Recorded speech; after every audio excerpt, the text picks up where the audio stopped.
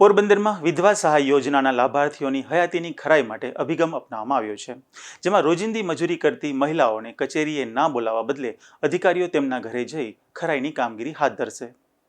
પોરબંદર મહિલા અને બાળ વિકાસ વિભાગ દ્વારા રાજ્ય સરકારની વિધવા સહાય યોજના હેઠળ લાભાર્થી મહિલાઓની હયાતીની ખરાઈની કામગીરી હાથ ધરવામાં આવી છે।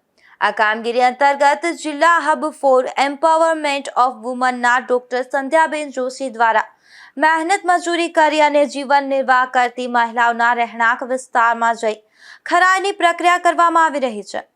દિવસ દરમિયાન મજૂરી પર જતી મહિલાઓ ઘરે પરત ફર્યા બાદ તેમના ઘરે પહોંચી હયાતીની ખરાઈ કરવામાં આવી રહી છે, જેથી લાભાર્થીઓને રોજની મજૂરી છોડી અને સરકારી કચેરી સુધી જવાની મુશ્કેલી ન પડે।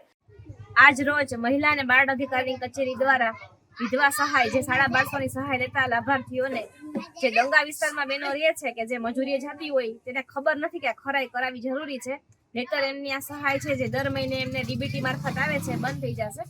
એમના સ્થળ ઉપર જઈ અને આજે બહેનોની ખરાઈ કરેલી છે અને જે બહેનો અશક્ત હોય, ખાટલામાં હોય કે જેઓ ચાલી શકતા ન હોય એની પણ એના ઘરે જઈ અને મુલાકાત કરી અને સહાયની ખરાઈ કરેલી છે અને આવા બહેનોને વેરિફિકેશન કરેલ છે અને આ કામગીરીમાં મને નિમિષાબેન જોશીનો સહયોગ સાંપડ્યો છે।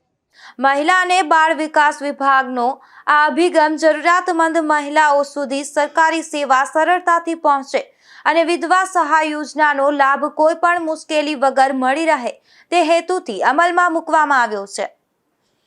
નિપુલ પોપટ સાથે અશોક થાનકી, ગુજરાત ન્યૂઝ, પોરબંદર।